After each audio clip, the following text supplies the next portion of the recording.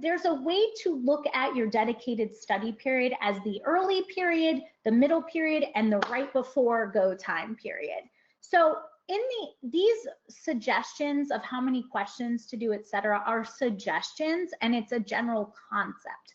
The general concept of the early period of your studying is that you want to get a foundation of the knowledge. You want to spend more time reviewing and understanding and digging deeper into things that you don't grasp, that are being asked on UWorld and that you're getting wrong on your NBMEs. As you go towards the middle, you're going to be sort of crisscrossing what you're doing. You're going to be increasing the number of questions that you do and decreasing the amount of structured review. And by the end, we want you to really be mostly focusing on questions, because this is going to be the most high yield for right before your exam. And the things that you review in a structured manner should only be high yield things that you need to know. For example, now is not the time, the day before the exam, to look at that page in first aid about the basal ganglia. Now that is an esoteric joke if I ever heard one. If you guys, if anybody knows what I'm talking about, it's like, what is happening? Give it up, just give it up. Maybe look at some of the pages that are like, okay, I need to get these nephropathies down again. Like, go, as you're going through the different stages, pay attention to the things that you might want to take a look at one more time. So as you can see here also, we've sort of discussed in the initial doing about 40 questions a day, moving to about 80 questions a day, and then moving to 120 questions a day if you can. If you're doing more early, as long as you're reviewing it, which we'll discuss, as long as you're using it how it's intended to be used, that's fine. As far as NBMEs go, you want to obviously have an NBME early on as your baseline. And then from there, depending on how long your period is, if you're able to do one a week with how many you have left, that's great.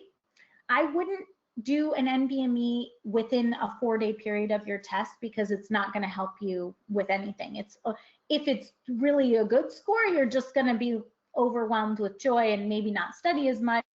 And if it's a bad score, it could really derail you. So don't do it. It does not matter what form you do at what time. I will say you could go on Student Doctor Network and find many people who disagree with that. What do you think, Sana? I actually completely agree with you. I've found that, you know, people say certain forms are easier, certain forms are harder. It's better to take the easier ones closer to your exam, not to psych yourself out.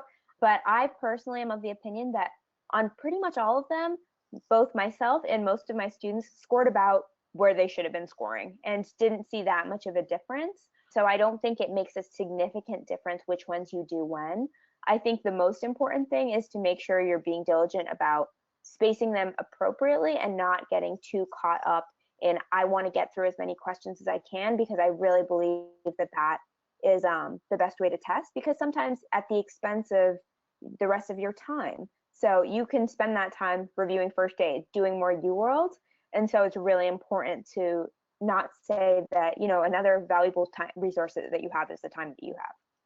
I agree. I always like to say it's like, if you have a weight loss goal or a gym goal, sometimes you just need to go to the gym and get off the scale. Like you can weigh yourself, essentially assess yourself constantly, or you could use that time and just do what you need to do, because the formula works. If you do the work, if you go through first aid in UWorld, it works.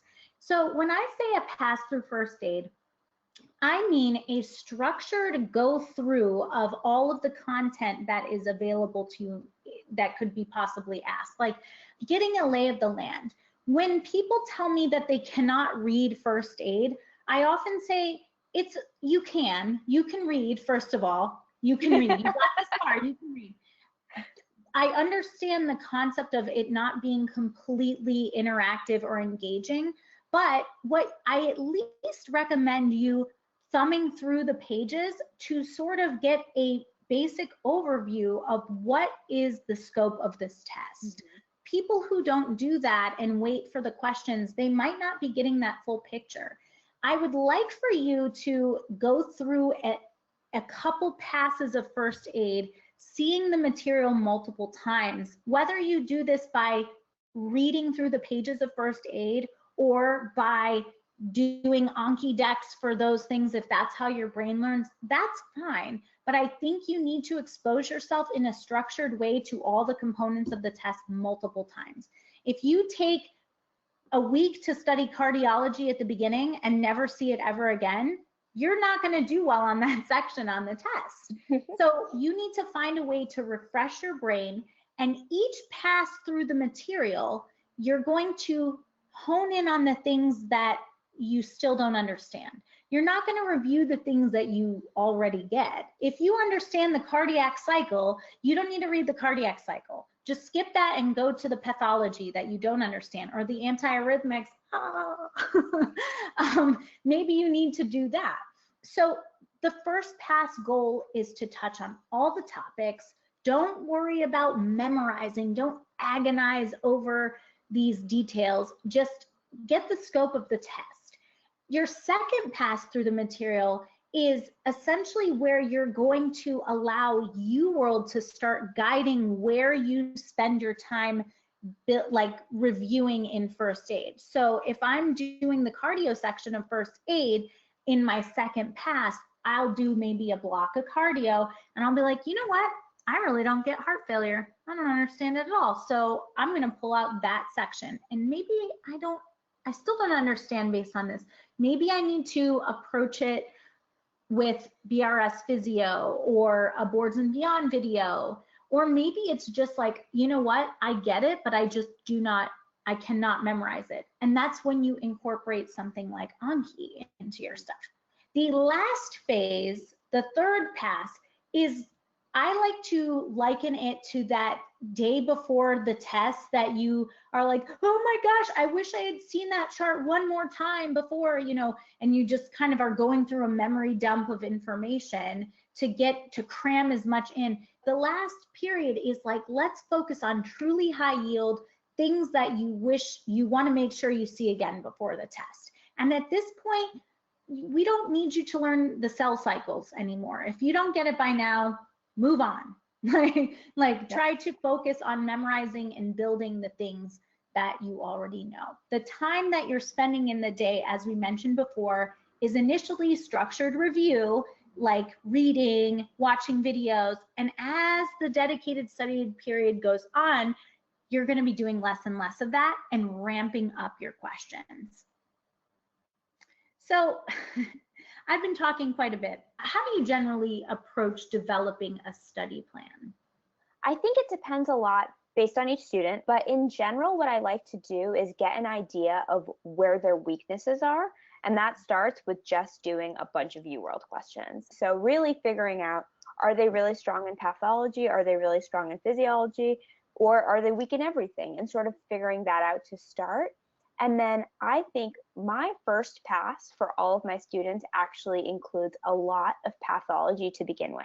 Because what I have found in working with most of my students is if you know pathology really, really well, if that is all you know, but you know it really well, you can absolutely pass step one. And I think that that is something that, depending on where you are in your studying, that's the first thing that I have my students do, is to make sure you take a day, literally take your calendar and say, this day I'm going to be focusing on all cardiac pathology, all renal pathology.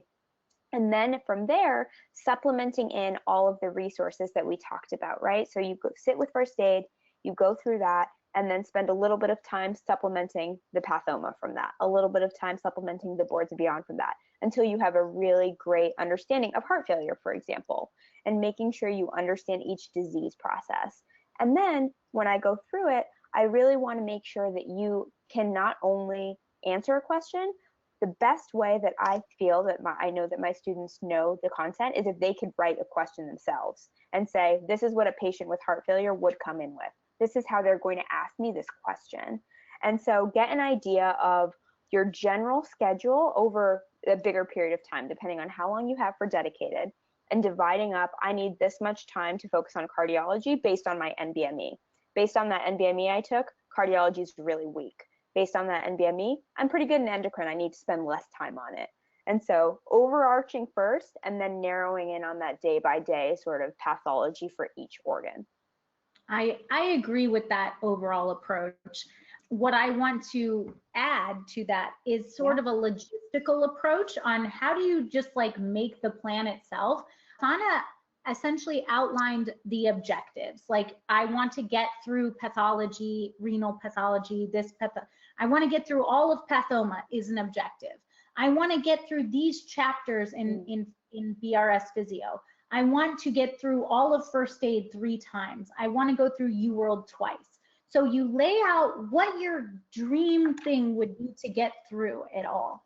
And then I want you to open up your calendar and divide the weeks up and say, is this possible? Can I fit these things in? Generally, it takes about an hour to do a 40 question block, and it should take 2 hours to review that. And a lot of people will spend way more time doing review for a question block, which you got to eventually just, you have to move forward. But you should be spending, it'll take 3 hours to do that. So you have to really just say, do the math. Does this work out? Am I going to fit in all of my objectives that I outlined initially? And then when you start to, as you go through your calendar, you can always make changes.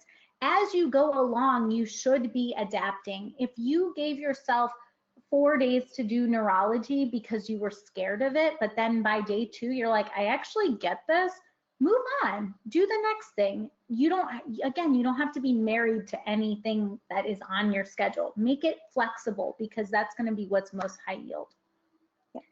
So this is an example of a schedule.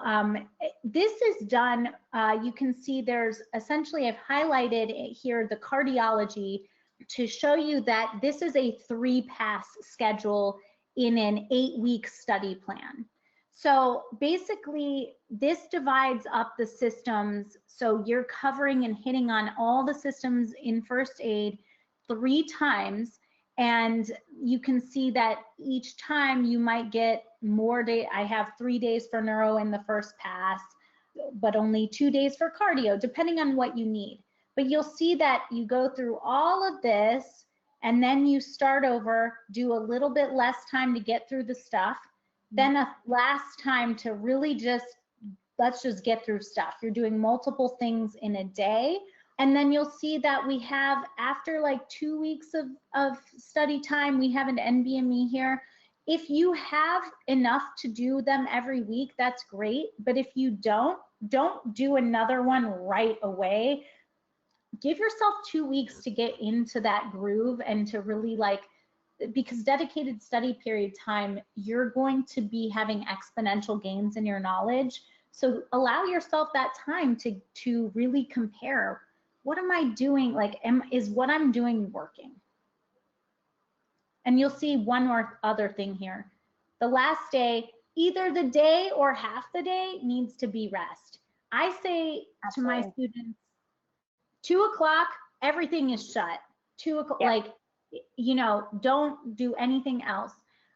You have to give yourself a stop, or else you will go crazy. Now, if that means you wake up at 3 in the morning so that you can do 14 hours of work before 2 o'clock, then all the more power to you. Then you'll get a good night's sleep that next night. But definitely need to rest before test day. What challenges have you seen students have with how much time they've estimated they would complete a certain task, or burnout, or are we doing quality studying? What challenges have you seen, and what tips can you offer?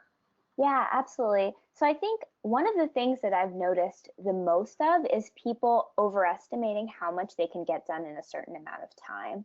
People say, well, the poem chapter is only like however many pages. I think I can whip through it in a day and a half. And I think that is one of the biggest and most frequent mistakes, especially towards the beginning of dedicated. People thinking they're going to get through all of first aid in a matter of a week and a half, it's just not realistic. And so really starting to take the time to, and some of that will be from your peers, listening to other upperclassmen who have said, this is how long it took me, going on Student Doctor, going on Reddit, seeing this is how long it takes you to get through these resources. And then some of it is trial and error, because every person is a little bit different. So you have to see, how long is it actually taking you to get through 10 pages of first aid? how long is it taking you to get through 40 questions in UWorld? And really making sure that you have an idea, and getting a general sense of that within the first week or so, I think is very important. Because during, the first day of dedicated, you might say, okay, I'm going to score this score. I'm going to go through first aid 5 times. I'm going to get through UWorld 3 times. And that's okay to think that in the beginning, but I think it's really important to continue to reassess and readjust not only your expectations of what you're going to get through, but also your expectations of what you might want to do with your time. And that doesn't mean you still won't get an amazing score, but it certainly means that you need to sort of adjust. And then the flexibility is something that I think is really important as well. Leila sort of alluded to this before. If you're crushing neuro after 2 days, don't spend more time on it. And really being adaptable and knowing yourself. I think it's very, very easy to fall into the trap of like, oh, well, I'm great at micro, so I'm going to keep doing micro.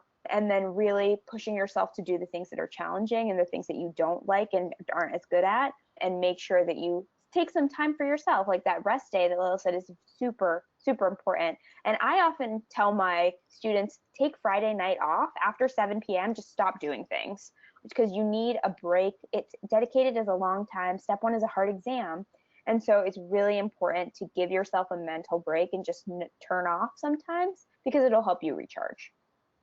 I agree. I actually saw over here a good question that we didn't say, which was, how long are the days when we're planning? This is about a dedicated study period. So this is assuming that this is all you're doing. Now, yes. I understand that some of you out there this might not be all you're doing. You might have a job that you have to go to, like if you're a non-traditional student. At some point, you should have a break to do some dedicated time. In dedicated, I would say the goal is to do at least 10 hours of work a day. And when I say 10 hours, I mean, I will give you the honest truth. I would sit down for from 8 in the morning to 6 at night, which is 12 hours. Was I doing work that whole time? No, I was not. Definitely not. So one of the things I did to hold myself accountable was I actually had a stopwatch of anytime my head was in a book or doing a question or reading about something medical that pertained to this test, the stopwatch was running. Anytime I checked my email, looked at Instagram, which then I deleted, or looked at Facebook, which I then deleted. Anytime anything like that happened, I stopped the stopwatch. I found one time that I was doing only 5 hours of work in a 12-hour period because I was literally begging to be taken away from this. I was Googling paramilitary activity in the Congo. I was doing weird things just to get out. So definitely try to keep yourself accountable and try to get at least 8 to 10 hours of good, solid work. So these are some little tidbits of advice that are random that we kind of thought we would just add in. Yes, it's important to get a good foundation. Like Sana said, you want to make sure that you're spending enough time going through first aid, especially that first time, but don't agonize over the pages. Sometimes you just need to move on. Sometimes it just takes reading something and that's it. You don't have to do then a Venn diagram and write it all out. You don't need to do all that. Don't use too many resources. As we've already said, you could get resource overload. Then you're not actually getting through the material multiple times. And repetition builds retention. So we need to see it multiple times. Also remember that when you're doing UWorld questions, it's okay to not memorize everything in the answer that first time you go through UWorld. We recommend going through UWorld twice, which we'll talk about, but the first time you go through it, remember that these questions, and especially the answers, are not the last time that you're gonna see that topic. In fact, UWorld represents and repackages the same question stem in different ways and then reiterates all those points multiple times, probably 10 times in some cases, where if you actually look at it, it's like, this is the same person essentially with like slight variations and slightly different approaches to what we're talking about. So don't worry about knowing and memorizing everything in a UWorld question as you're doing the questions. Let it guide your understanding. Let it help you make a mental note of, this is a topic I need to memorize. This is a topic I need to read more about because I don't understand. That's really what UWorld is about. Remember, because of all of this, how much you get through is just as important as how deep you get through it. So I don't care if you know everything there is to know about H. pylori if you don't know any other part of the GI system. And the more time you spend diving into those things like, you know, esoteric parts of the, you know, immune system, that's one less day that you're going to be able to have to focus on getting that breadth and really doing high yield stuff. Your schedule must change. It will change. We talked about that. And then we're kind of, in an ironic way, we're belaboring this point about not belaboring studying. So move on. Don't overstudy a certain topic. So I will move on. Keep in mind high yield.